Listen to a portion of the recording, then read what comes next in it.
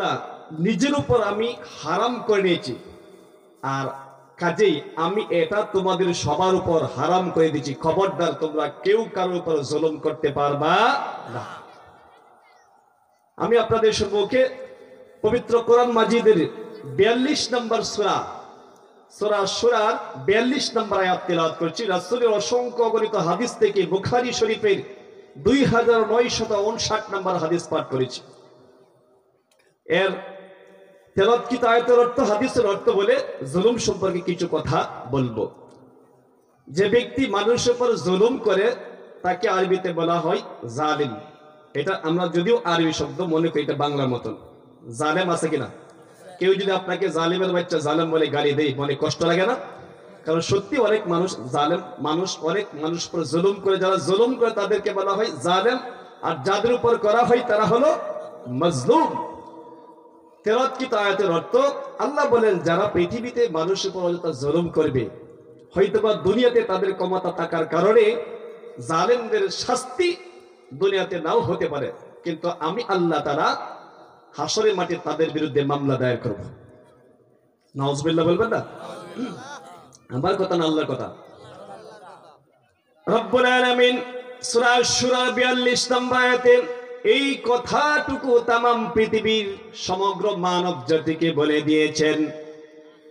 ইন্নামাস সাবিলু আলাল্লাযীনা ইয়াযলিমুনান নাস ওয়া ইয়াবগুনা ফিল আরদি বিগাইরিল হক। নিশ্চয়ই আল্লাহ তাআলা তাদের বিরুদ্ধে মামলা দায়ের করবেন, তাদের কাছ থেকে প্রতিশোধ নেবেন যারা দুনিয়াতে মানুষের উপর অযথা জুলুম করত, অত্যাচার করত এবং অন্যায়ভাবে জমিনে ফাসাদ সৃষ্টি করত। তাদের বিরুদ্ধে কে মামলা করবেন? সবাই বলুন, কে করবেন? আল্লাহ করবেন। ওয়া উলাইকা লাহুম আযাবুন আলীম। আর আল্লাহ তাআলা বলেন তারা তো সেই সব লোক যাদের জন্য আমি আল্লাহ তাআলা যন্ত্রণাদায়ক শাস্তি প্রস্তুত করে রেখেছি। সুতরাং যারা দুনিয়াতে ক্ষমতা পাইয়া মানুষের উপর জুলুম করে তাদের বিপদ আছে কিনা? অবশ্যই বিপদ আছে।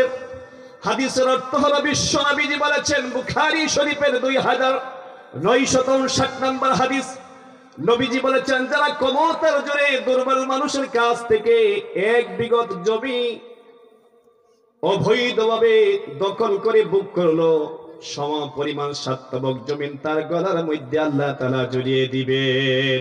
নাউজুবিল্লাহ বলেন। সম পরিমাণ সাতবক জমিন যদি কারো গলার মধ্যে ঝুলিয়ে দেওয়া হয়, গলা কি উঠানো যাবে? উঠানো যাবে না। বিশ্ব নবীজি বলেছেন, বুখারী শরীফের 6438 নম্বর হাদিস, আনাস রাদিয়াল্লাহু আনহু থেকে বর্ণিত হাদিস। তিনি বলেন, রাসূলুল্লাহ সাল্লাল্লাহু আলাইহি ওয়াসাল্লাম বলেছেন, উনসুর আখাকা যালিমান আও মাজলুমা।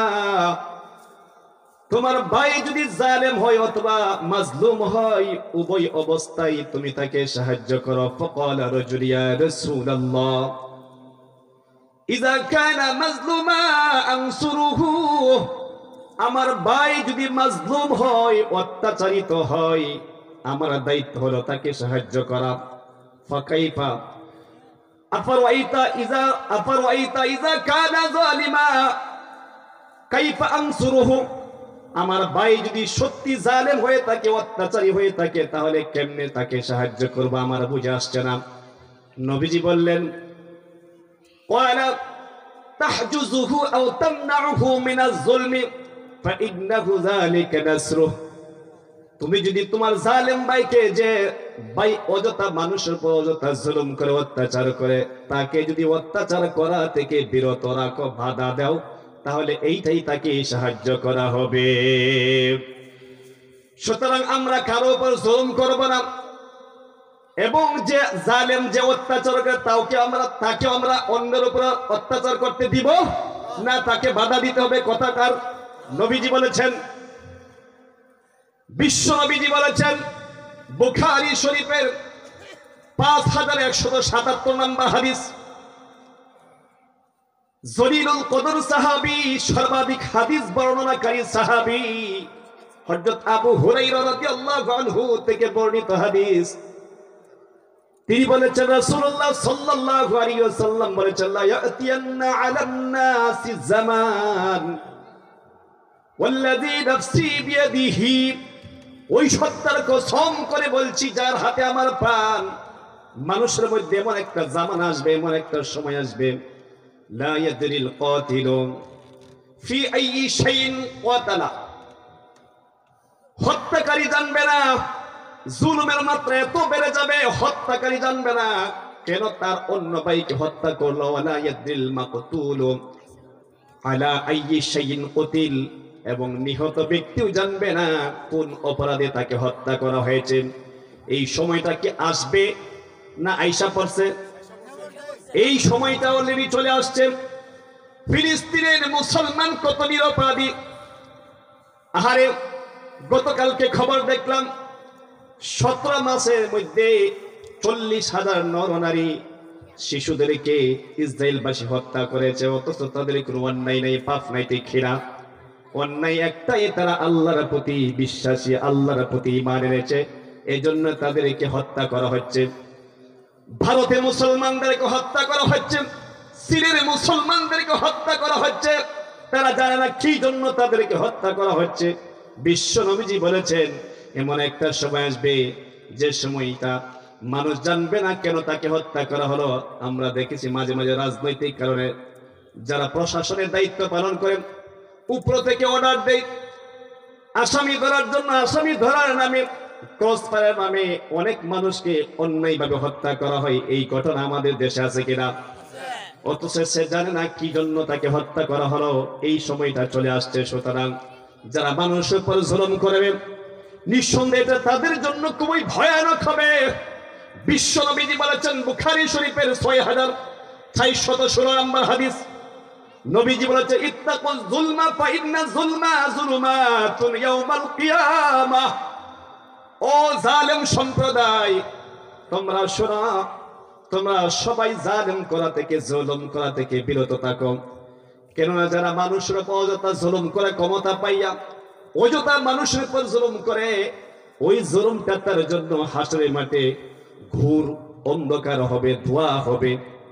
ছোট্ট একটু ধোঁয়া, আমাদের বাসা করে যখন রান্না বান্না করে ঘরে যদি একটু ধোঁয়া লাগে চোখ জ্বালা যন্ত্রণা শুরু করে, ঘরে থাকা যায় না। কিন্তু হাসরের মাঠে জাহান্নামের যে ধোঁয়া, অন্ধকার হবে, এই ধোঁয়ার মধ্যে থাকা সম্ভব কিনা? কথা কই না? এই ধোঁয়ার মধ্যে থাকা সম্ভব না, দুনিয়ার ধোঁয়াই সহ্য হয় না। নবীজি বলেছেন এই জন্য খবরদার, ক্ষমতা পাইয়া অযথা মানুষের উপর জুলুম করবে না। ইত্তাকুজ যুলমা ফা ইন্না যুলমা যুলুমাতুন ইয়াউমাল কিয়ামাহ, জুলুম করা থেকে তোমরা বিরত থাকো, কেননা এই অত্যাচার তোমার জন্য হাসরের মাঠে খুবই অন্ধকার হবে, ধোঁয়া হবে, কালো ধোঁয়া হবে। ইত্তাকুশ শুহা ফা ইন্না শুহা আহলাকা মান কানা ক্বাবলাকুম, নবীজি আরো বলেছেন তোমরা কৃপণতা থেকে দূরে থাকো, কেননা কৃপণতা এমন একটা বদ অভ্যাস, কৃপণতার কারণে তোমাদের পূর্বে অনেক জাতিকে ধ্বংস করা হয়েছে। وحملهم على سفك دماءهم, এই কৃপণতার কারণে তাদের মধ্যে মারামারি, রক্তারক্তি উস্কাই দিয়েছে। সুতরাং কৃপণতা করা যাবে না। নবীজি বলছেন কারো উপর জুলুম করতে পারবে না, কৃপণতা করা যাবে না। কৃপণতা এমন একটা বদ অভ্যাস, কৃপণতার কারণে মানুষের মধ্যে মারামারি, রক্তারক্তি উস্কাই দেয় এবং হারামকে হালাল পর্যন্ত উস্কাই দেয়। নাউজুবিল্লাহ বলেন। সুতরাং কৃপণতা করা যাবে না। আমাদের মাঝে যারা জালেম, যারা মানুষের উপর জুলুম করে, আল্লাহ বলছেন আমি তাদেরকে মাঝে মাঝে কি দেই? নবীজি বলছেন বুখারী শরীফের 4318 নম্বর হাদিস, ইন্নাল্লাহা লা ইউমলি লিয-যালিম, যারা মানুষের উপর জুলুম করে আল্লাহ তাআলা তাদেরকে অবকাশ দেন, হাত্তা ইযা আখাযাহু লাম ইউফলিতহু, কিন্তু যখন জালিমকে ধরেন আল্লাহ আর তখন ছাড় দেন না। ঠিক কি না? যারা মানুষের উপর জুলুম করে, ক্ষমতার বলে, নিরপরাধী মানুষ, নির্দোষ মানুষ, বিরোধী দলের মানুষ অযথা জুলুম করে, হামলা করে, মামলা করে, গ্রেফতার করে, ঘর থেকে ধরে নিয়ে ক্রসফায়ারে নামে হত্যা করে ফেলে, হয়তোবা তাদের ক্ষমতা আছে, দুনিয়াতে এদের শাস্তি হবে না। আল্লাহ বলেন আমি অবশ্যই এদের ব্যাপারে, এদের কার্যকলাপ সম্পর্কে আমি গাফেল নই। আমি তাদেরকে অবকাশ দিয়েছি। অবকাশটা হলো এতদিন পর্যন্ত যখন তাদের চোখটা স্থির হয়ে যাবে, যখন মৃত্যু হয়ে যাবে, এতদিন পর্যন্ত আমি তাদেরকে অবকাশ দিয়ে দিই। কিন্তু যখন আমি তাকে ধরি তখন আমার হাত থেকে কেউ জালেমকে রক্ষা করতে পারে না, ঠিক কিনা? বিশ্বের ইতিহাসে যারাই জালেম ছিল, ফেরাউন, নমরুদ, আবু জাহেল, উতবা, সাইবা, ওলীদ, যারা মানুষের উপর জুলুম করেছিল, ঈমানদারদের উপর জুলুম করেছিল, আল্লাহ তাদেরকে সুযোগ দিয়েছিলেন যাতে করে তারা আল্লাহর দিকে ফিরে আসে।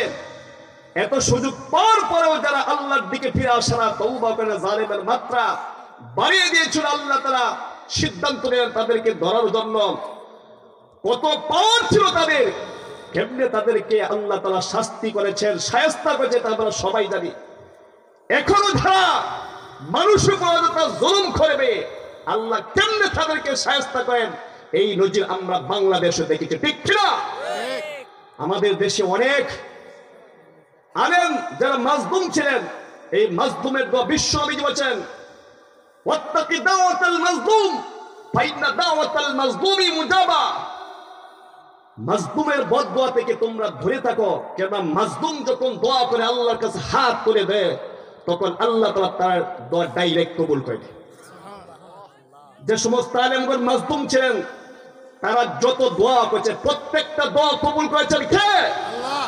আল্লাহ কবুল করে। সুতরাং খবরদার, আপনি মেম্বার, আপনি চেয়ারম্যান, আপনার চেয়ে 7টা 22টা সম্পত্তির মালিক, আপনি, আপনার টাকা পয়সা আছে, এই টাকা পয়সা আজ আছে কাল থাকবে না, নাও থাকতে পারে।